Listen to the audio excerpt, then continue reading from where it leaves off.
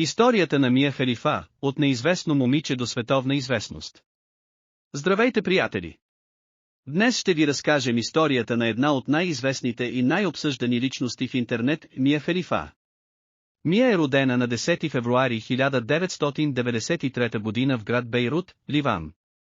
Когато е малка, семейството й се премества в Съединените щати, където тя израства и завършва образованието си. Преди да стане известна, Мия води напълно нормален живот. Работи различни работи и учи в университет. Нищо не подсказва, че скоро името й ще стане известно по целия свят. През 2014 година тя влиза в индустрията за възрастни. Кариерата й там продължава само няколко месеца, но това е достатъчно, за да привлече огромно внимание в интернет. След като става популярна, тя се сблъсква както с огромен интерес от страна на феновете, така и с множество критики и проблеми. Самата Мия по-късно многократно заявява, че не е спечелила големи суми от тази работа и че популярността е имала сериозно влияние върху личния и живот. След като напуска индустрията, тя започва да развива кариера като инфлуенсър, спортен коментатор и медийна личност. С милиони последователи в социалните мрежи, тя успява да изгради нов имидж и да развие различни бизнес проекти. Днес Мия Халифа е известна не само с миналото си, но и като една от най-разпознаваемите личности в интернет пространството.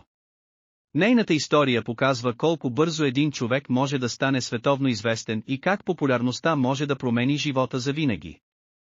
За Мия Халифа най-интересните моменти са: детството. Родена е в Бейрут, Ливан. Семейството й се мести в САЩ през 2001 година. След атентатите от 11 септември казва, че е била тормозена в училище заради арабския си произход. Големият брат. Работила е като сервитьорка и барманка. На 21 години получава предложение за моделство и така влиза в индустрията за възрастни през 2014 година. Скандалът, който я прави известна.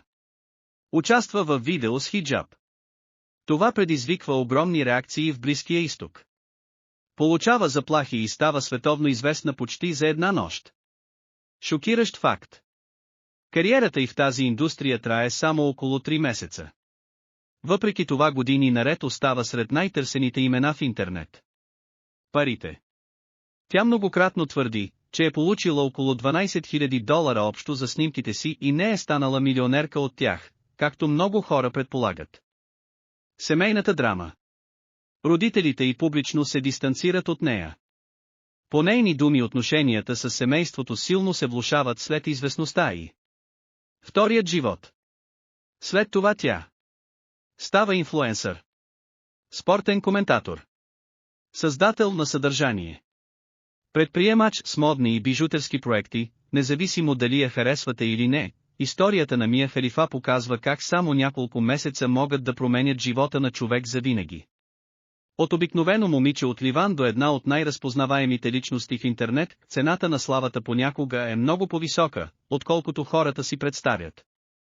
Ако видеото ви е харесало, не забравяйте да харесате, да се абонирате за канала и да напишете в коментарите за коя известна личност искате да разкажем следващия път. Благодаря ви, че гледахте.